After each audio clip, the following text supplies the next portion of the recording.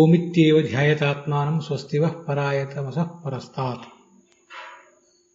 ಉಪಾಸ್ಯತಾಂ ಶ್ರಿಯಮವ್ಯಕ್ತಸಂಜ್ಞಾಂ ಭಕ್ತ್ಯಾ ಮರ್ತ್ಯೋ ಮುಚ್ಯತೆ ಸರ್ವಬಂಧೈಃ.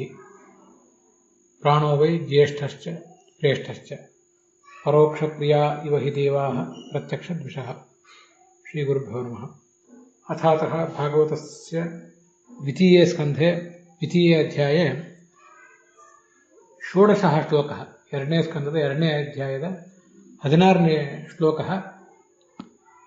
ಅಂತ್ಯಕಾಲೇ ಲಯಚಿಂತನಂ ವರ್ಣಯನ್ ಶ್ಲೋಕಃ.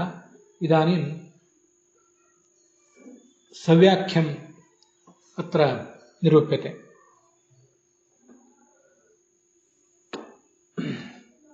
ಪರಾವರೇ ವಿಶ್ವೇಶ್ವರೇ ದೃಷ್ಟರಿ ಸಾಧಕಃ ಭಕ್ತಿಯೋಗಂ ಪ್ರಾಪ್ತುಂ ಧ್ಯಾನಂ ಕುರ್ಯಾತ್. ಧ್ಯಾನಸ್ಯ ಸ್ಥೈರ್ಯಾರ್ಥಂ ಧಾರಣಾಂ ಕುರ್ಯಾತ್. ಏವಂಚ ಧಾರಣ ಧ್ಯಾನಂ ಸಮಾಧಿಂ ಏತತ್ ಸೋಪಾನತ್ರಯಂ ತೀರ್ತ್ವಾ ಸಾಧಕಃ ಭಗವತಃ ಅಪರೋಕ್ಷಂ ಪ್ರಾಪ್ನೋತಿ ಇತಿ ಪಂಚದಶಿ ಶ್ಲೋಕೆ ನಿರೂಪ್ಯತೆ. ಅಥಾತಃ ಅಂತ್ಯಕಾಲೇ ಯಾ ಚಿಂತನ ರೀತಿ ಕರ್ತವ್ಯ ಸಾ ಇದಾನೀಂ ಅತ್ರ ಸಂವರ್ಣ್ಯತೆ. ಸಾಧಕ ಮೊದಲು ಧಾರಣ, ಮುಂದೆ ಧ್ಯಾನ, ಹೀಗೆ ಇವೆರಡನ್ನು ದಾಟಿ ಮುಂದೆ ಅಪ್ರಯತ್ನದಿಂದ ಸಮಾಧಿಯನ್ನು ಕೂಡ ಏರಬೇಕು ಅನ್ನುವುದನ್ನೆಲ್ಲ ಈ ಹಿಂದೆ ನಾವು ನೋಡಿದ್ದೇವೆ.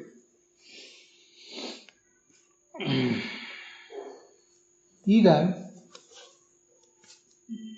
ತನ್ನ ಅಂತ್ಯಕಾಲದಲ್ಲಿ ಏನು ಮಾಡಬೇಕು ಅನ್ನೋದನ್ನ ವರ್ಣನೆ ಮಾಡ್ತಾರೆ. ಸ್ಥಿರಂ ಸುಖಂ ಚಾಸನಮಾಸ್ಥಿತೋ ಯತಿ ಯದಾ ಜಿಹಾಸು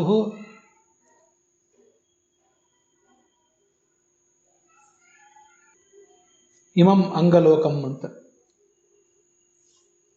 ಈ ಎಲ್ಲ ಪ್ರಾರಬ್ಧ ಕರ್ಮವನ್ನು ಅನುಭವಿಸಿ ಮುಗಿಸಿದ್ದಾನೆ. ಇನ್ನು ತನಗೆ ಬಂದಿರುವುದು ಚರಮ ಶರೀರ, ಅದನ್ನೆಲ್ಲವನ್ನ ಅವನು ತಿಳ್ಕೊಂಡಿದ್ದಾನೆ. ಇನ್ನು ಮುಂದೆ ತನಗೆ ಯಾವುದೇ ದೇಹ ಪ್ರಾಪ್ತಿಯೂ ಇಲ್ಲ. ಏಕೆಂದರೆ ಪ್ರಾರಬ್ಧ ಕರ್ಮ ಇದ್ದರೆ ದೇಹ ಪ್ರಾಪ್ತಿ ಆಗೋದು. ಪ್ರಾರಬ್ಧ ಕರ್ಮವೇ ಎಲ್ಲ ಮುಗಿದು ಹೋಗಿರುವುದರಿಂದ ಇನ್ನು ದೇಹ ಪ್ರಾಪ್ತಿ ಇಲ್ಲ ಅನ್ನುವುದು ಕೂಡ ಆತನಿಗೆ ತಿಳಿದು ಬಂದಿದೆ. ಹಾಗಾಗಿ ಆತ ಏನು ಮಾಡಬೇಕಿನ್ನು, ಮುಂದೇನು, ಆತನ ಕರ್ತವ್ಯ ಏನು ಅನ್ನೋದನ್ನು ಈಗ ಹೇಳ್ತಾರೆ. ಯಾವಾಗ ಶರೀರವನ್ನು ಪರಿತ್ಯಾಗ ಮಾಡಬೇಕು ಅನ್ನಿಸ್ತದೋ ಆವಾಗ ಶರೀರವನ್ನು ಬಿಟ್ಟುಬಿಡಬೇಕು. ತಾನು ಯಾವ ಕಾಲದಲ್ಲೇ ಇರಲಿ, ಯಾವ ದೇಶದಲ್ಲೇ ಇರಲಿ. ಉತ್ತರಾಯಣ ಬಹಳ ಶ್ರೇಷ್ಠವಾದ ಕಾಲ, ಆಗ ಉತ್ತರಾಯಣದಲ್ಲೇ ನಾನು ಪ್ರಾಣ ಪರಿತ್ಯಾಗ ಮಾಡ್ತೀನಿ ಅಂತಲೂ ಆತ ಆಲೋಚನೆ ಮಾಡಬೇಕಾಗಿಲ್ಲ. ದಕ್ಷಿಣಾಯನದಲ್ಲೇ ಇದ್ದರೆ ಆವಾಗಲೇ ಹೊರಡಬಹುದು. ಉತ್ತರಾಯಣ ಅನ್ನೋದು ಶ್ರೇಷ್ಠ ಹೌದು, ಆದರೆ ಎಲ್ಲ ಸಾಧಕರು ಕೂಡ ಆ ಉತ್ತರಾಯಣದಲ್ಲೇ ಶರೀರ ಪರಿತ್ಯಾಗ ಮಾಡಬೇಕು ಅಂತ ನಿಯಮವೇನಿಲ್ಲ. ಅದು ನಮಗೆ ಗೊತ್ತಿರಬೇಕಾದಂಥ ಒಂದು ವಿಚಾರ. ಮತ್ತೆ ಯಾವುದೋ ಪುಣ್ಯಕ್ಷೇತ್ರಕ್ಕೆ ಹೋಗಿ ಅಲ್ಲೇ ಶರೀರ ಪರಿತ್ಯಾಗ ಮಾಡ್ತೀನಿ ಅಂತಲೂ ಆತ ಕಾಯಬೇಕಾಗಿಲ್ಲ. ತಾನು ಇದ್ದ ಕಾಲದಲ್ಲೇ, ಇದ್ದ ದೇಶದಲ್ಲೇ, ಸ್ಥಿರವಾದ ಒಂದು ಆಸನದಲ್ಲಿ, ಅದು ಆತನಿಗೆ ಅನುಕೂಲಕರವೂ ಆಗಿರಬೇಕು. ಅಂಥ ಆಸನದಲ್ಲಿ ಕೂತ್ಕೊಳ್ಬೇಕು. ಅಲ್ಲಿ ಪ್ರಾಣಾಯಾಮ ಮಾಡಬೇಕು, ಭಕ್ತಿಪೂರ್ವಕವಾಗಿ ಪ್ರಾಣಾಯಾಮ ಮಾಡಬೇಕು. ಮತ್ತೆ ಪ್ರಾಣನ ಅನುಗ್ರಹವನ್ನು ಪಡ್ಕೊಳ್ಬೇಕು. ಈಗೇನು 16ನೇ ಶ್ಲೋಕ ನಾವು ನೋಡ್ತಾ ಇದ್ದೇವೆ, 16 ಮತ್ತು 17ನೇ ಶ್ಲೋಕ ಇವೆರಡರದ್ದು ಅರ್ಥಗಳನ್ನು ಕೂಡ ನಾವು ಒಟ್ಟಿಗೆ ಗಮನಿಸಬೇಕು. ಮನಶ್ಚ ಬುದ್ಧ ಅಮಲಯ ಅಂತ ಅದು ಮುಂದಿನ ಶ್ಲೋಕ ಇದೆ. ಮುಖ್ಯ ಪ್ರಾಣನ ಅನುಗ್ರಹವನ್ನು ಪಡ್ಕೊಳ್ಬೇಕು. ಮುಖ್ಯ ಪ್ರಾಣನ ಅನುಗ್ರಹ ಬಂದಿದೆ ಅಂದರೆ ಪರಮಾತ್ಮ ಮತ್ತು ಲಕ್ಷ್ಮೀದೇವಿಯ ಅನುಗ್ರಹವು ಕೂಡ ಬಂದಿದೆ ಅಂತಲೇ ಅರ್ಥ. ಅದಿಲ್ಲದೆ ಹೋದರೆ ಮುಖ್ಯ ಪ್ರಾಣನ ಅನುಗ್ರಹ ಆಗೋದಿಲ್ಲ. ಮುಖ್ಯ ಪ್ರಾಣನ ಅನುಗ್ರಹ ಇಲ್ಲದೇನೆ ಪರಮಾತ್ಮ ಮತ್ತು ಲಕ್ಷ್ಮೀದೇವಿಯ ಅನುಗ್ರಹವೂ ಕೂಡ ಆಗೋದಿಲ್ಲ. ಹೀಗೆ ಅವರಿಬ್ಬರ ಅನುಗ್ರಹ ಇಲ್ಲದೆ ಹೋದರೆ ಈತನ ಅನುಗ್ರಹವಿಲ್ಲ, ಇವನ ಅನುಗ್ರಹ ಇಲ್ಲದೆ ಹೋದರೆ ಅವರಿಬ್ಬರು ಕೂಡ ಪ್ರಸನ್ನರಾಗೋದಿಲ್ಲ. ಇದು ಎಲ್ರಿಗೂ ಕೂಡ ಸಮಾನವಾದಂಥ ಒಂದು ಸಾಧನೆಯ ಮಾರ್ಗ. ಹೀಗೆ ಪ್ರಾಣಾಯಾಮ ಮಾಡಿ ಆ ಮುಖ್ಯ ಪ್ರಾಣನನ್ನು ಪ್ರಸನ್ನನನ್ನಾಗಿ ಮಾಡಿಕೊಳ್ಬೇಕು. ಮುಂದೆ ಅವನ ಅನುಗ್ರಹ ಆದ ಮೇಲೆ ಅವನಿಂದ ಬಂದಂತಹ ಜ್ಞಾನವನ್ನೂ ಪಡೆದು ಅಂತ ಅರ್ಥ. ಈ ಇಂದ್ರಿಯ ದೇವತೆಗಳಿದ್ದಾರಲ್ಲ, ಪಾರ್ವತಿ ಮೊದಲಾದ ಇಂದ್ರಿಯ ದೇವತೆಗಳು, ಅವರೆಲ್ಲರೂ ಕೂಡ ಮನೋಭಿಮಾನಿಯಾದ ರುದ್ರನ ವಶರಾಗಿದ್ದಾರೆ ಅಂತ ಚಿಂತನೆ ಮಾಡಬೇಕು. ಆ ರುದ್ರ ಬುದ್ಧಿಯ ದೇವತೆಯಾದಂಥ ಸರಸ್ವತಿ ದೇವಿಯ ಅಧೀನನಾಗಿದ್ದಾನೆ ಅನ್ನೋದನ್ನು ಶಾಸ್ತ್ರದಲ್ಲಿ ತಿಳ್ಕೊಳ್ಬೇಕು. ಸರಸ್ವತೀ ದೇವಿ ಪರಮಾತ್ಮನ ಅಧೀನನಾಗಿದ್ದಾಳೆ. ಅದು ಹೇಗೆ ಪರಮಾತ್ಮನ ಅಧೀನಳಾಗ್ತಾಳೆ ಅಂದರೆ, ಅವ್ರಿಗಿಂತ ಮೊದಲು ಈ ಸರಸ್ವತಿ ಮತ್ತು ಪರಮಾತ್ಮ ಇವರಿಬ್ಬರ ನಡುವೆ ಚತುರ್ಮುಖ ಬ್ರಹ್ಮ ಇದ್ದಾನೆ. ಸರಸ್ವತಿ ನಂತರ ಚತುರ್ಮುಖ ಬ್ರಹ್ಮ ಇದ್ದಾನೆ. ನಂತರ ಅಂದರೆ ಅವಳಿಗಿಂತ ಮೊದಲು ಆ ಚತುರ್ಮುಖ ಬ್ರಹ್ಮನಿಗಿಂತ ಮೊದಲು ಲಕ್ಷ್ಮೀ ದೇವಿ ಇದ್ದಾಳೆ. ಅದಾದ್ಮೇಲೆ ಪರಮಾತ್ಮ ಇದ್ದಾನೆ. ಸರಸ್ವತೀ ದೇವಿ ಬ್ರಹ್ಮನ ಅಧೀನಳು, ಬ್ರಹ್ಮ ಲಕ್ಷ್ಮೀದೇವಿಯ ಅಧೀನ. ಆ ಲಕ್ಷ್ಮೀದೇವಿ ಜೀವಾಂತರ್ಯಾಮಿಯಾದಂಥ ವಿಷ್ಣುವಿನ ರೂಪದ ಅಧೀನಳು. ಆ ಜೀವಾಂತರ್ಯಾಮಿಯಾದಂಥ ವಿಷ್ಣುವಿನ ರೂಪ ದೇಹದಲ್ಲಿ ಅಂತರ್ಯಾಮಿಯಾದಂಥ ರೂಪ ಅದರ ಅಧೀನವಾಗಿದೆ. ಅದರಲ್ಲಿ ಏಕತ್ವವನ್ನು ಹೊಂದುತ್ತದೆ ಅಂತ ಚಿಂತನೆ ಮಾಡಬೇಕು. ಮುಂದೆ ಆ ದೇಹಾಂತರ್ಯಾಮಿಯಾದ ರೂಪ ಸರ್ವತ್ರ ವ್ಯಾಪ್ತವಾದ ಭಗವಂತನದೇ ರೂಪದಲ್ಲಿ ಅಧೀನ ಆಗ್ತದೆ, ಸೇರಿ ಹೋಗ್ತದೆ ಅಂತ ಚಿಂತನೆ ಮಾಡಬೇಕು. ಇಷ್ಟು ಚಿಂತನೆ ಮಾಡಿದರೆ ಅವನು ಎಲ್ಲವನ್ನೂ ಚಿಂತನೆ ಮಾಡಿದಂತಾಗ್ತದೆ. ಸಾಕಾಷ್ಠ ಸಾ ಪರಾಗತಿ ಅಂತ ಹೇಳಿದಂತೆ ಭಗವಂತ ತಾರತಮ್ಯ ಕಕ್ಷಾದಲ್ಲಿ ಅತಿ ಶ್ರೇಷ್ಠ ಸ್ಥಾನದಲ್ಲಿರುವಂಥವನು. ಆತನನ್ನು ಚಿಂತನೆ ಮಾಡಿದಂತಾಗ್ತದೆ ಅಂತ ಇದು 16 ಮತ್ತು 17ನೇ ಶ್ಲೋಕಗಳ ಒಟ್ಟು ಅಭಿಪ್ರಾಯ ಇದೆ. ಇಲ್ಲಿ ಕೆಲವು ಆ ಮೂಲ ಭಾಗವತವನ್ನು ನೋಡಿದರೆ ನಮಗೆ ಕಾಣಿಸೋದಿಲ್ಲ. ಭಾಗವತದ ವ್ಯಾಖ್ಯಾನಗಳಿಂದಲೇ ನಮಗೆ ತಿಳ್ಕೊಳ್ಬೇಕಾದಂಥ ಕೆಲವು ಸಂಗತಿಗಳಿವೆ.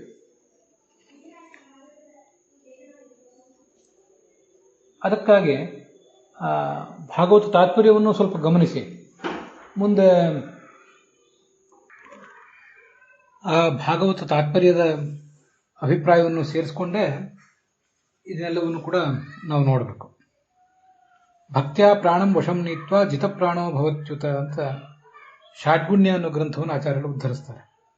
ಜಿತಾಸು ಅಂತಿದೆಯಲ್ಲ ಈ 16ನೇ ಶ್ಲೋಕದ ಕೊನೆಗೆ, ಹಸು ಅಂದರೆ ಪ್ರಾಣ, ಜಿತಾಸು ಅಂದರೆ ಪ್ರಾಣಗಳೆಲ್ಲನೂ ಗೆದ್ದು ಅಂತ ಅರ್ಥ. ಪ್ರಾಣವನ್ನು ಗೆಲ್ಲುವುದು ಅಂದರೆ ಮುಖ್ಯ ಪ್ರಾಣನ ಅನುಗ್ರಹವನ್ನು ಪಡೆಯುವುದು. ಅದಕ್ಕಾಗಿ ಪ್ರಾಣಾಯಾಮವನ್ನು ಮಾಡುವುದು ಮತ್ತು ಉಪಾಸನೆ ಮಾಡುವುದು, ಅವನನ್ನು ಉಪಾಸನೆ ಮಾಡುವುದು, ಇಷ್ಟೆಲ್ಲ ಅರ್ಥವೂ ಕೂಡ ಅಲ್ಲಿ ಬಂದೇ ಬರ್ತದೆ. ಸರಿ, ಇದಕ್ಕೆ ವಿಜಯಧ್ವಜರು ಮತ್ತು ಯಾದವಾರ್ಯರು ಏನು ಅರ್ಥ ಮಾಡ್ತಾರೆ ಅನ್ನೋದನ್ನ ಒಂದಿಷ್ಟು ನಾವೀಗ ಗಮನಿಸಬೇಕು.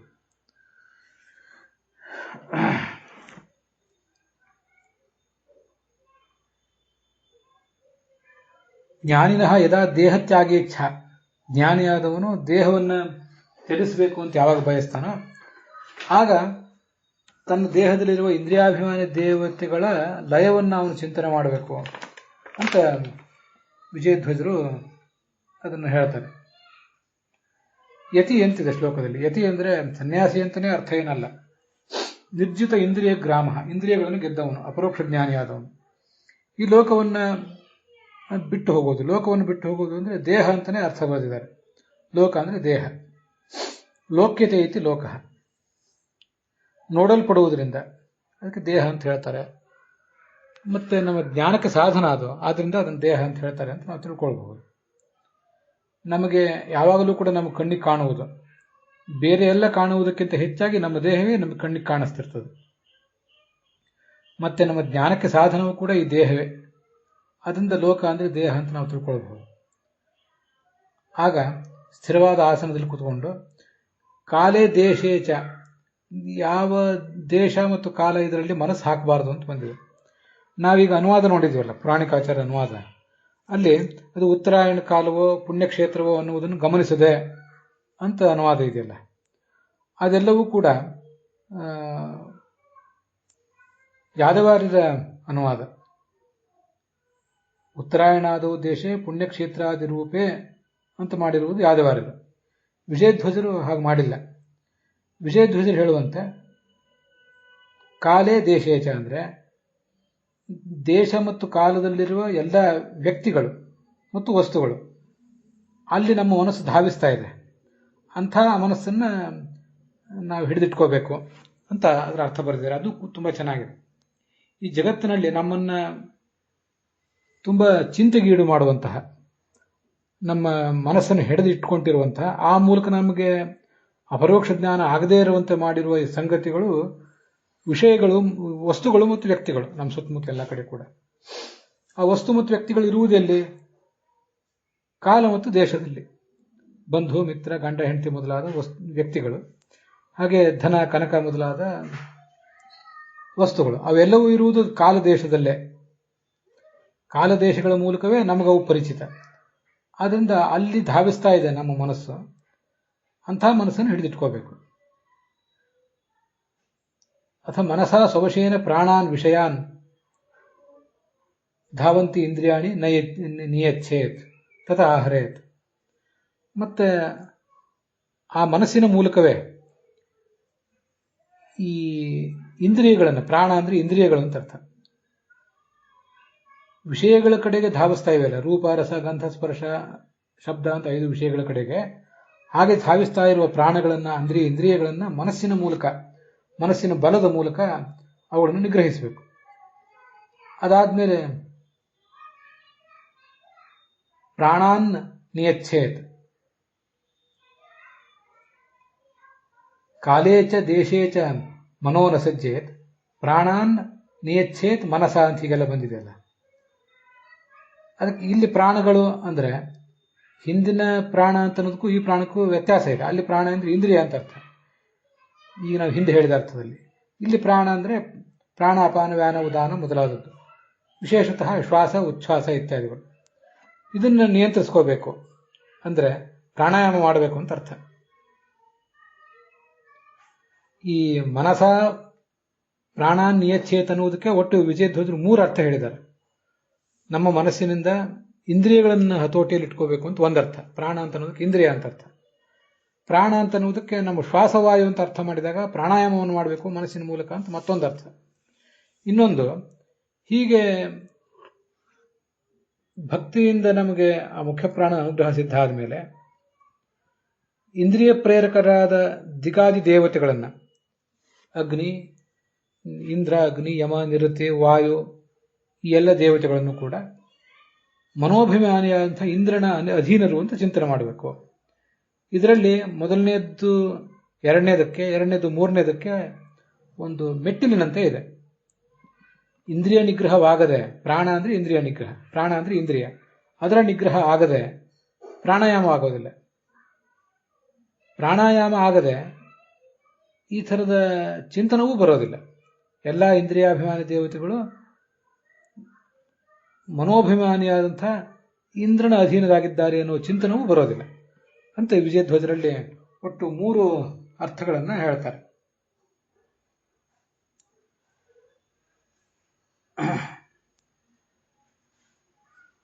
ಯಜ್ಞಾಭಿಮಾನಿನೋ ದೇವಾನ್ ಸ್ಮರಂತಿ ಇಂದ್ರಿಯಮಾನಿನಾನ್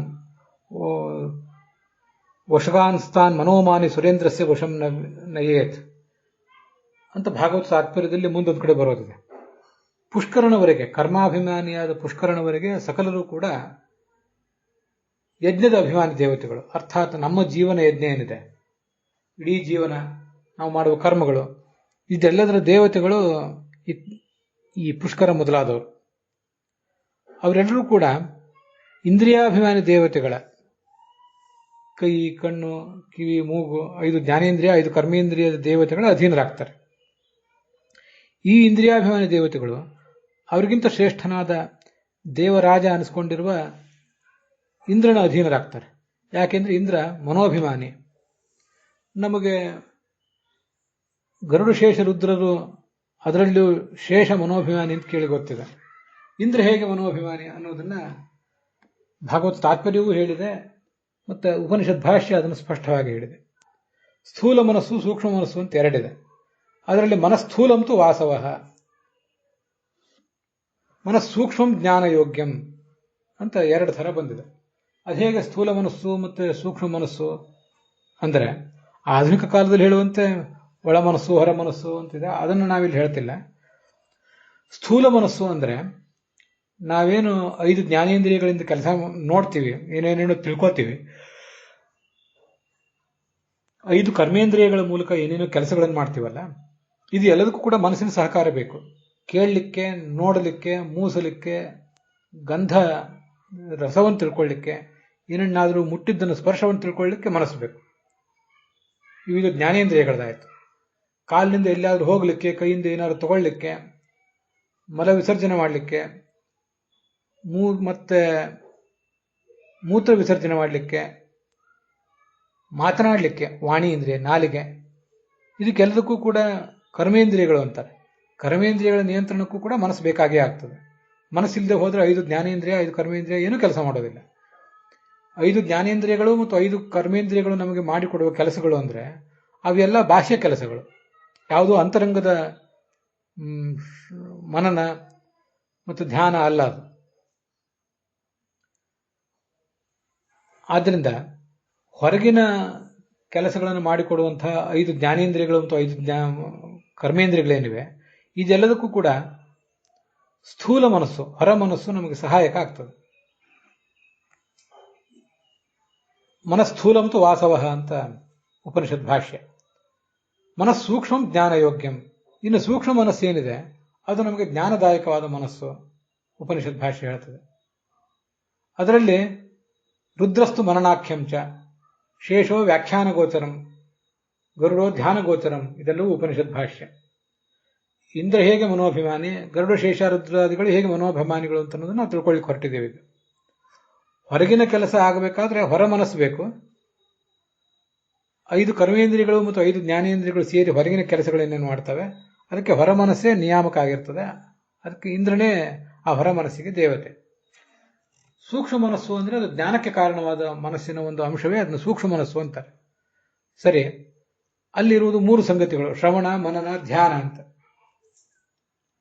ಈ ಶ್ರವಣ ಅಂತ ಏನಿದೆಯಲ್ಲ, ನಾವು ಗುರುವಿನ ಮೂಲಕ ಕೇಳುವುದು ಅಥವಾ ನಾವೇ ಓದುವುದು, ಇನ್ನೊಬ್ಬರಿಗೆ ವ್ಯಾಖ್ಯಾನ ಮಾಡುವುದು, ಇವೆಲ್ಲವೂ ಸ್ವಾಧ್ಯಾಯ ಮತ್ತು ಪ್ರವಚನ ಅಂತ ಕರೆಸ್ಕೋತವೆ. ನಾವು ಓದುವುದು ಮತ್ತೆ ಇನ್ನೊಬ್ಬರಿಗೆ ಪಾಠ ಹೇಳುವುದು, ಮತ್ತೆ ನಾವೇ ಇನ್ನೊಬ್ಬರ ಕಡೆಯಿಂದ ಕೇಳುವುದು, ಇದೆಲ್ಲವನ್ನೂ ಶ್ರವಣ ಅಂತಾರೆ. ಶ್ರವಣ ಅಂದರೆ ಬರೀ ಕಿವಿಯಿಂದ ಕೇಳುವುದು ಮಾತ್ರ ಅಲ್ಲ, ನಾವೇ ಕಣ್ಣಿಂದ ಪುಸ್ತಕಗಳನ್ನು ಓದುವುದು, ಹಾಗೆ ಇನ್ನೊಬ್ಬರಿಗೆ ಪಾಠ ಹೇಳುವುದು ಬಾಯಿಯಿಂದ, ಇದೆಲ್ಲವೂ ಕೂಡ ಒಂದು ರೀತಿಯಿಂದ ಶ್ರವಣ ಅಂತಾನೆ ಕರೆಸ್ಕೋತದೆ. ನಾವು ಬಾಯಿಯಿಂದ ಏನನ್ನಾದರೆ ಹೇಳಿದ್ರೂ ಕೂಡ ಅದು ಇನ್ನೊಬ್ಬರಿಗೆ ಹೇಳ್ತೇವೆ ಅಂತ ಅನ್ಕೊಂಡಿರ್ತೀವಲ್ಲ, ವಾಸ್ತವಿಕವಾಗಿ ಬರೀ ಇನ್ನೊಬ್ಬರಿಗೆ ಹೇಳುವುದಲ್ಲ, ಅದು ನಮಗೇ ನಾವು ಹೇಳಿಕೊಳ್ಳುವುದು. ಇನ್ನೊಬ್ಬರು ಅದನ್ನು ಕೇಳ್ತಿದ್ದಾರೆ, ನಮಗೆ ನಾವು ಹೇಳಿಕೊಳ್ಳುವಾಗ ಇನ್ನೊಬ್ಬರು ಅದನ್ನು ಕೇಳ್ತಿದ್ದಾರೆ ಅಂದರೆ ಅವರಿಗೂ ಅದರಿಂದ ಲಾಭ ಆಗ್ತಿದೆ ಅಂದರೆ ಬಹಳ ಸಂತೋಷದ ವಿಷಯ ಅಷ್ಟೇ. ವಸ್ತುತಃ ನಮಗೆ ನಾವೇ ಹೇಳಿಕೊಳ್ಳುವುದು ಅದು. ಅದರಿಂದ ವ್ಯಾಖ್ಯಾನವೂ ಒಂದು ರೀತಿಯಾದ ಶ್ರವಣವೇ. ನಾವು ವ್ಯಾಖ್ಯಾನ ಮಾಡಿದ್ದನ್ನು ನಾವೇ ಕೇಳ್ತಿದ್ದೀವಲ್ಲ, ನಮ್ಮ ಮಾತು ನಮಗೆ ಕೇಳಿ ಬರ್ತಾ ಇದೆ, ನಮ್ಮ ಕಿವಿ ಕೇಳಿಸ್ತಿದೆ.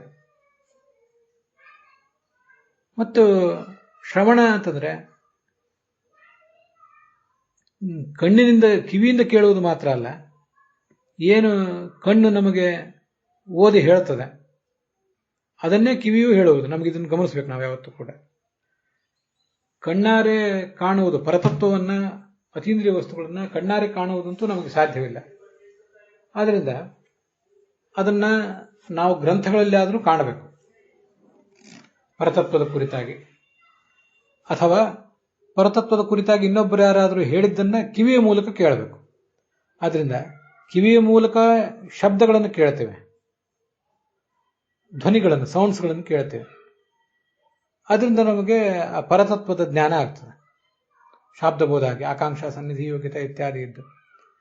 ಇನ್ನು ಕಿವಿಯಿಂದ ಕೇಳದೆ ಹೋದ್ರೂ ಕೂಡ ಕಣ್ಣಿನಿಂದ ಲೈನ್ಗಳನ್ನು ನೋಡ್ತೀವಲ್ಲ, ನಮ್ಮ ಎದುರಿಗಿರುವಂತಹ ಅಕ್ಷರಗಳನ್ನು, ಆ ಅಕ್ಷರಗಳನ್ನು ನೋಡ್ತೇವೆ. ಅಕ್ಷರಗಳನ್ನು ನೋಡಿದಾಗ ಅದರ ಮೂಲಕ ನಮಗೆ ಏನೋ ಒಂದು ಶಬ್ದಬೋಧ ಬರ್ತದೆ. ಕಿವಿಯಿಂದ ಸೌಂಡ್ಗಳನ್ನು ಕೇಳಿಸಿದಾಗಲೂ ಕೂಡ ನಮಗೆ ಶಬ್ದಬೋಧ ಬರ್ತದೆ. ಹಾಗೆ ಕಣ್ಣಾರೆ ನಾವು ಪುಸ್ತಕದಲ್ಲಿ ಮುದ್ರಿತವಾಗಿರುವ ಅಥವಾ ಲಿಖಿತವಾಗಿರುವ ಗೆರೆಗಳನ್ನು ನೋಡಿದಾಗಲೂ ಕೂಡ ನಮಗೆ ಶಬ್ದಬೋಧ ಬರ್ತದೆ. ಅಂತೂ ಕಿವಿಯಿಂದ ಕೇಳುವುದು ಅಂದ್ರೂ, ಕಣ್ಣಿನಿಂದ ನಾವೇ ಗ್ರಂಥವನ್ನು ಅಧ್ಯಯನ ಮಾಡುವುದು ಅಂದ್ರೂ ಒಂದೇನೆ. ಇನ್ನೊಬ್ಬರಿಗೆ ಪಾಠ ಮಾಡುವುದು ಅಂದ್ರೂ ಒಂದೇನೆ, ನಮಗೆ ನಾವು ಪಾಠ ಮಾಡಿಕೊಳ್ಳುವುದು ಅಂದ್ರೂ ಒಂದೇನೆ. ಹೀಗೆ ಇವೆಲ್ಲವೂ ಕೂಡ ಶೇಷನ ಅನುಗ್ರಹದಿಂದ ನಡೀತದೆ ಅಂತ ಹೇಳ್ತಾರೆ. ಶೇಷವ ವ್ಯಾಖ್ಯಾನ ಗೋಚರಂ. ನಾವು ಇನ್ನೊಬ್ಬರಿಗೆ ಪಾಠ ಹೇಳುವಾಗ ಆ ಪಾಠ ಹೇಳಲಿಕ್ಕೆ ಬೇಕಾದಂಥ ಶಕ್ತಿಯನ್ನು ನಮಗೆ ಕೊಡುವವನು ಶೇಷ. ಮತ್ತೆ ನಾವು ಪಾಠ ಹೇಳಿದ್ದು ಇನ್ನೊಬ್ಬರಿಗೆ ಅರ್ಥ ಆಗಬೇಕು ಅಂತಂದ್ರೆ ಅದಕ್ಕೆ ದಿಕ್ಕಭಿಮಾನಿ ದೇವತೆಗಳು, ಕರ್ಣೇಂದ್ರಿಯದ ಅಭಿಮಾನಿ ದೇವತೆಗಳೆಲ್ಲ ಕಾರಣರಾಗ್ತಾರೆ.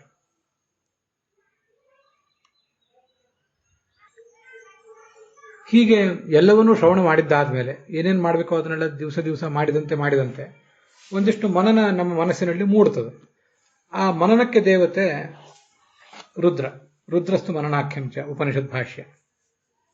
ಹೀಗೆ ಶ್ರವಣ ಮನನ ಎಲ್ಲವೂ ಆದ್ಮೇಲೆ ಧ್ಯಾನ ಮಾಡಲಿಕ್ಕೆ ನಾವು ತೊಡಗುತ್ತೇವೆ. ಆ ಧ್ಯಾನದ ದೇವತೆ ಗರುಡ. ಇವರು ಮೂರೂ ಜನರು ಕೂಡ ಹೀಗೆ ಜ್ಞಾನದ ದೇವತೆಗಳಾಗಿದ್ದಾರೆ. ಹೊರಗಿನ ಕಾರ್ಯಗಳನ್ನು 5 ಜ್ಞಾನೇಂದ್ರಿಯದಿಂದ 5 ಕರ್ಮೇಂದ್ರಿಯದಿಂದ ನಡೀಬೇಕಾದ ಕೆಲಸಗಳನ್ನು ಸ್ಥೂಲ ಮನಸ್ಸು ಮಾಡಿಕೊಡ್ತದೆ. ಸೂಕ್ಷ್ಮ ಮನಸ್ಸು ನಮಗೆ ಶ್ರವಣ ಮನನ ಧ್ಯಾನ ಇತ್ಯಾದಿಗಳನ್ನು ಮಾಡಿಸ್ತದೆ. ಆದ್ರಿಂದ ಇಲ್ಲಿ ಈ ತರ ಹೇಳಿದ್ದಾರೆ. ಮನೋಭಿಮಾನಿಯಾದ ಇಂದ್ರ ಅಂತ ಹೇಳುವುದು ಈ ಕಾರಣಕ್ಕಾಗಿ. ಇದು ವಿಜಯಧ್ವಜ ಹೇಳಿದ ಅರ್ಥ ಆಯಿತು. ಯಾದವಾರರು ಹೇಳಿದ ಅರ್ಥ ಏನು ಅದನ್ನೊಂದ್ಸರಿ ನೋಡಬೇಕು. ಚರಮತ್ಯಾಗೇಚ್ಛಾ ಯದಾ ಭವತಿ ತದಾ ತೇಷಾಂ ಕರ್ತವ್ಯಂ ದರ್ಶಯನ್ ಮೋಕ್ಷ ಪ್ರಕಾರಮಾಹ. ಚರಮ ದೇಹವನ್ನೇ ತ್ಯಾಗ ಮಾಡುವ ಪ್ರಸಂಗ ಬಂದಿದೆ. ಪ್ರಾರಬ್ಧ ಭೋಗಾನಂತರಂ ಪುರಾಣಿಕಾಚಾರ ಅನುವಾದ ಮಾಡಿರುವುದು ಇದನ್ನೇ. ಪ್ರಾರಬ್ಧ ಕರ್ಮಗಳನ್ನೆಲ್ಲವನ್ನೂ ಭೋಗಿಸಿ ಆಗಿದೆ, ಇನ್ಯಾವ ಪ್ರಾರಬ್ಧ ಕರ್ಮವೂ ಉಳಿದಿಲ್ಲ. ಚರ್ಮ ದೇಹವನ್ನೇ ತ್ಯಾಗ ಮಾಡುವ ಪ್ರಸಂಗ ಬಂದಿದೆ. ಆವಾಗ ಏನು ಮಾಡಬೇಕು ಅನ್ನೋದನ್ನು ಹೇಳ್ತಾರೆ ಅಂತ ಬರೆದಿದ್ದಾರೆ. ನಾವಿದನ್ನು ಗಮನಿಸಬೇಕು. ವಿಜಯಧ್ವಜರು ಚರಮದೇಹ ಅಂತ ಬರೆದಿಲ್ಲ, ಬರೇ ದೇಹತ್ಯಾಗೇಚ್ಛ ಅಂತ ಬರೆದಿದ್ದಾರೆ. ಆ ದೃಷ್ಟಿಯಿಂದ ವಿಜಯಧ್ವಜರ ಅರ್ಥವೇ ಚೆನ್ನಾಗಿದೆ. ಕೇವಲ ಚರ್ಮ ಶರೀರವನ್ನು ತ್ಯಾಗ ಮಾಡುವುದು, ಇನ್ನೇನು ಚರ್ಮ ಶರೀರ ಇನ್ಯಾವ ಜನ್ಮವೂ ಅವನಿಗೆ ಬರೋದಿಲ್ಲ, ಈಗ ಬಂದಿರುವುದು ಕೊನೆಯ ಜನ್ಮ, ಇನ್ನು ಈ ಜನ್ಮವನ್ನು ಒಂದು ನೀಗಿಕೊಂಡು ಜೀವನ್ಮುಕ್ತನಾಗಿ ಈ ಪ್ರಳಯ ಆಗುವವರೆಗೆ, ಈಗಿನ ಸೃಷ್ಟಿ ಸಮಾಪ್ತವಾಗಿ ಪ್ರಳಯ ಆಗುವವರೆಗೆ ಅವನು ಕಾಯ್ತಾ ಇರ್ತಾನೆ ಅಂತೇನು ಹೇಳ್ತಾರೆ. ಅದು ಚರ್ಮದೇಹ ಪರಿತ್ಯಾಗ. ಇಲ್ಲಿ ಹೇಳಿರುವ ಧ್ಯಾನ ಈಗೇನು ಹೇಳ್ತಿದ್ದಾರಲ್ಲ 16-17 ಶ್ಲೋಕಗಳಲ್ಲಿ, ಇದು ಕೇವಲ ಚರ್ಮದೇಹಕ್ಕೆ ಸಂಬಂಧಪಟ್ಟಿದ್ದು ಅಂತ ಯಾಕೆ ಹೇಳಬೇಕು ಅದು ಗೊತ್ತಾಗೋದಿಲ್ಲ. ವಿಜಯಧ್ವಜರನ್ನು ಹೇಳಿದ್ದಾರೆ, ಯಾವಾಗ ಅದೇನಲ್ಲ. ನಮಗೆ ಇನ್ನೂ ಅನೇಕ ಜನ್ಮಗಳು ಇರಬಹುದು, ನಮ್ಮ ಸಾಧನೆಯೇ ಇನ್ನೂ ದೂರ ಇರಬಹುದು, ಮುಕ್ತಿಯೂ ದೂರ ಇರಬಹುದು. ಆದ್ರೂ ನಮಗೆ ಈ ದೇಹವನ್ನು ಪರಿತ್ಯಾಗ ಮಾಡಬೇಕು ಅಂತ ಕಂಡಾಗ ಅದು ತುಂಬಾ ಸುಂದರವಾದ ಅರ್ಥ. ಇನ್ನೇನು ದೇಹ ಹೋಗ್ತದೆ ಅಂತ ನಮ್ಗೆ ಗೊತ್ತಾದಾಗ ಅಂತ ಅರ್ಥ.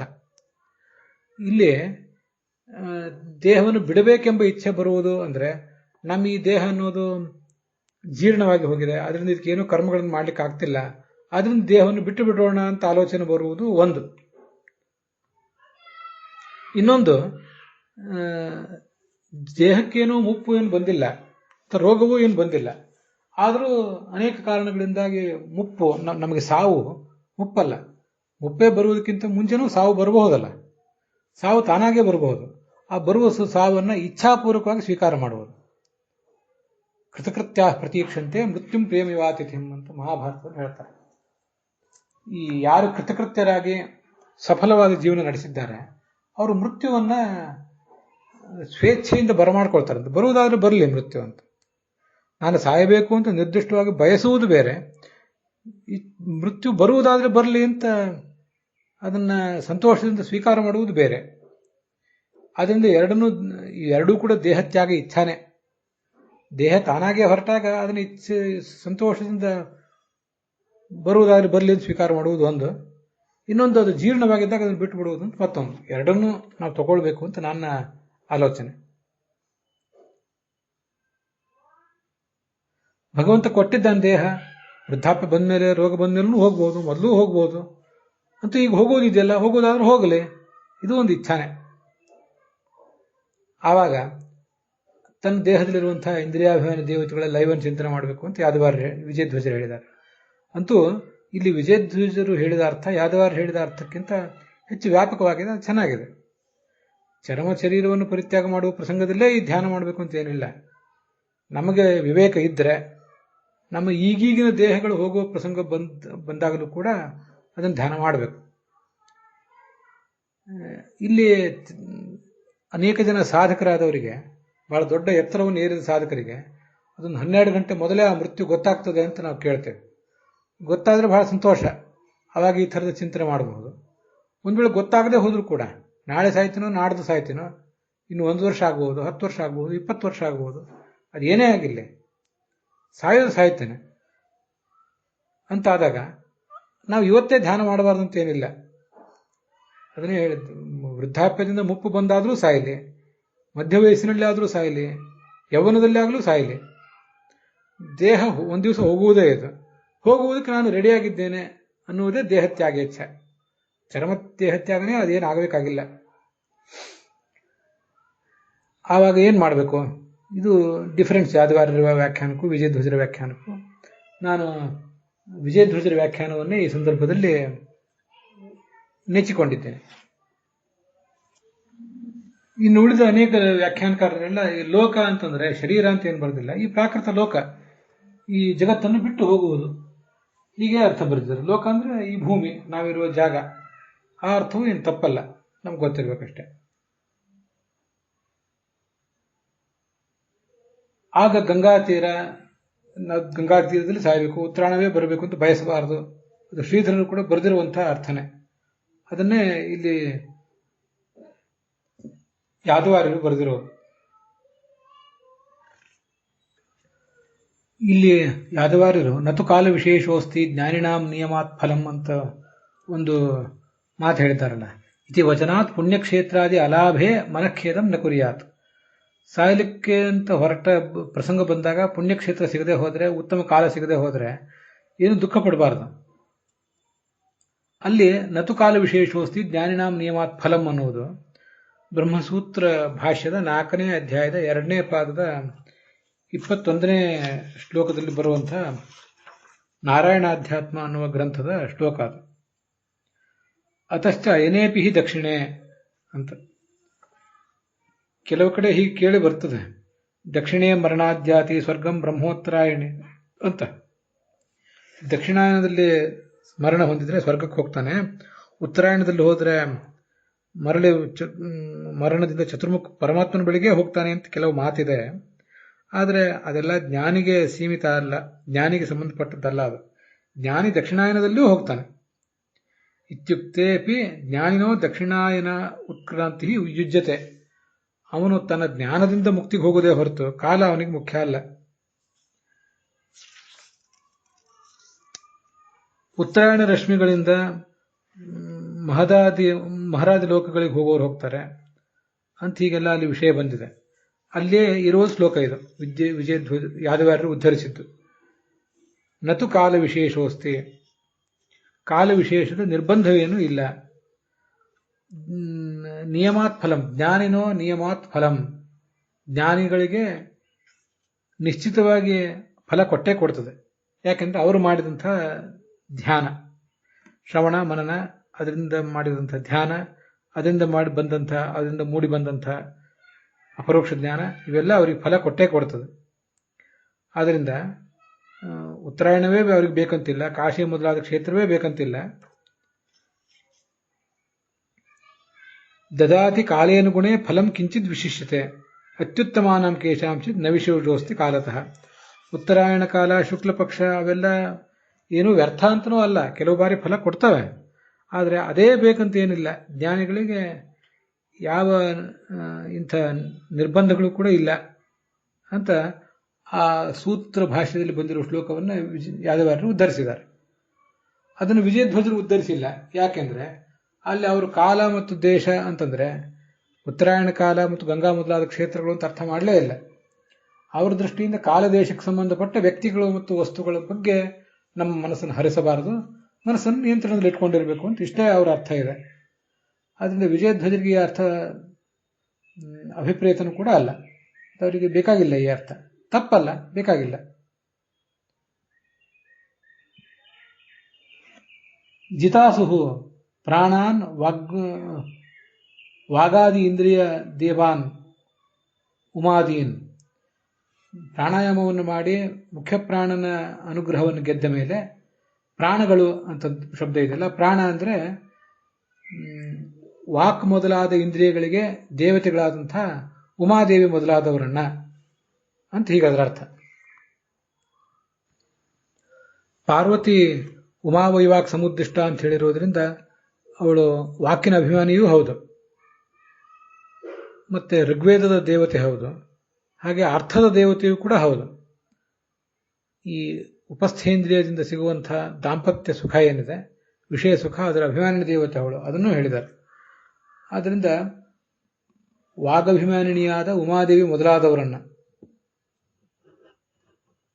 ಅವರೆಲ್ಲರೂ ಕೂಡ ಮನೋಭಿಮಾನಿಯಾದ ರುದ್ರನ ಅಧೀನರು ಅಂತ ಚಿಂತನೆ ಮಾಡಬೇಕು.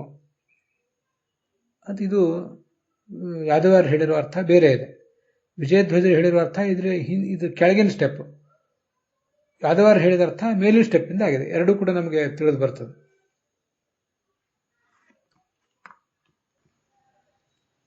ತಥಾಚ ಜಿತಾಸುರಿತ್ಯಸ್ಯ ಭಕ್ತಿಪೂರ್ವಕ ಪ್ರಾಣಾಯಾಮೇನ ಪ್ರಾಪ್ತ ಮುಖ್ಯ ಪ್ರಾಣ ಪ್ರಸಾದ. ಪ್ರಾಣಾಯಾಮವನ್ನು ಕೂಡ ಏನೂ ಭಕ್ತಿ ಇಲ್ಲದೆ, ಮಂತ್ರವಿಲ್ಲದೆ, ಕೇವಲ ಒಂದು ಉಸಿರಿನ ವ್ಯಾಯಾಮ ಎಂಬ ದೃಷ್ಟಿಯಿಂದ ಮಾಡಬಾರ್ದು. ಭಕ್ತಿಪೂರ್ವಕವಾಗೇ ಮಾಡಿದರೆ ಅದರಿಂದ ಪ್ರಾಣ ನಮಗೆ ವಶೀಕೃತ ಆಗ್ತಾನೆ ಅಂತ ತಾತ್ಪರ್ಯ. ವಾಯೋಶ್ಚ ಪ್ರಕೃತೇಶ್ಚೈವ ಜಯೋ ಭಕ್ತಿಯೈವ ನಾಣ್ಯತ ಅಂತ ಮುಂದೆ ಇನ್ನೊಂದು ಕಡೆ ಬರೋದಿದೆ, 3ನೇ ಸ್ಕಂದದಲ್ಲೋ 4ನೇ ಸ್ಕಂದದಲ್ಲೋ ಎಲ್ಲೋ. ಆದ್ದರಿಂದ ಕೇವಲ ನಮ್ಮ ಈ ಉಸಿರನ್ನು ನಿಯಂತ್ರಿಸುವುದು ದೊಡ್ಡ ಸಾಧನೆ ಅಲ್ಲ, ಮುಖ್ಯ ಪ್ರಾಣನನ್ನು ಭಕ್ತಿಯಿಂದ ವಶಪಡಿಸಿಕೊಳ್ಳುವುದು ದೊಡ್ಡ ಸಾಧನೆ ಅಂತ ಅದರ ತಾತ್ಪರ್ಯ. ಮುಖ್ಯ ಪ್ರಾಣದ ಪ್ರಸಾದ ಇದ್ರೆ ಮುಖ್ಯವಾಗಿ ದೇಹ ಹೋಗುವಾಗ, ಅದು ಚರ್ಮದೇಹ ಇರಲಿ ಮತ್ತು ಯಾವ ದೇಹವೇ ಇರಲಿ, ನನ್ನ ಅಭಿಪ್ರಾಯ ನಾನು ಹೇಳಿದೆ. ಈ ಶ್ಲೋಕ ಚರ್ಮದೇಹದ ಪರಿತ್ಯಾಗದ ಬಗ್ಗೆನೇ ಹೇಳ್ತದೆ ಅಂತೇನಲ್ಲ. ನಮಗೆ ಈಗ ಸಾಮಾನ್ಯವಾಗಿ ಇನ್ನೂ ಎಷ್ಟೋ ಜನ್ಮಗಳನ್ನು ನಾವು ಅನುಭವಿಸಬೇಕಾಗಿದೆ, ಎಷ್ಟೋ ಪ್ರಾರಬ್ಧ ಕರ್ಮಗಳಿವೆ. ಅಂಥವರು ಕೂಡ ನಾವು ದೇಹವನ್ನು ಬಿಡುವ ಪ್ರಸಂಗ ಬಂದಾಗ ಅದನ್ನು ನಗುಮುಖದಿಂದಲೇ ಸ್ವೀಕಾರ ಮಾಡಬೇಕು, ಇಚ್ಛಾಪೂರ್ವಕವಾಗೇ ಸ್ವೀಕಾರ ಮಾಡಬೇಕು. ಆಗಲೂ ಈ ಚಿಂತನವನ್ನು ಮಾಡಬಹುದು ಅಂತ ವಿಜಯಧ್ವಜರ ಒಂದು ವ್ಯಾಖ್ಯಾನದ ಬೆಳಕಿನಲ್ಲಿ ನಮಗೆ ತಿಳಿದು ಬರ್ತದೆ.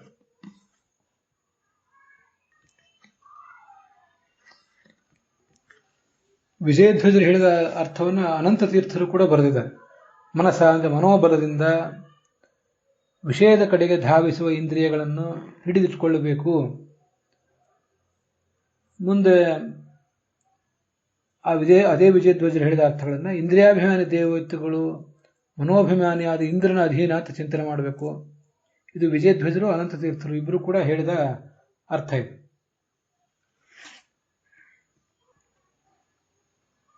ಮನೋಬಲದಿಂದ ಇಂದ್ರಿಯಗಳನ್ನು ಹಿಡಿದಿಟ್ಕೋಬೇಕು ಅನ್ನೋ ಅರ್ಥವನ್ನು ಉಳಿದು ವ್ಯಾಖ್ಯಾನಕಾರರು ಹೇಳಿದ್ದಾರೆ. ಆದರೆ ಅದೆಲ್ಲವೂ ಕೂಡ ಆ ಬೇಸಿಕ್ ಅರ್ಥ ಅಷ್ಟು ಮಾತ್ರ ಅಲ್ಲ. ಇಂದ್ರಿಯಾಭಿಮಾನಿ ದೇವತೆಗಳು ಮನೋಭಿಮಾನಿಯ ಅಧೀನ ಅನ್ನೋದನ್ನು ಉಳಿದ ವ್ಯಾಖ್ಯಾನಕಾರರು ಹೇಳಲಿಲ್ಲ. ನಮ್ಮ ವ್ಯಾಖ್ಯಾನಕಾರರು ಅದನ್ನ ಹೇಳಿದ್ದಾರೆ. ಅದರೊಂದಿಗೆ ಈ 16ನೇ ಶ್ಲೋಕದ ವಿವರದೊಂದಿಗೆ ಇವತ್ತಿನ ಈ ಭಾಗ ಸಮಾಪ್ತವಾಗಿದೆ.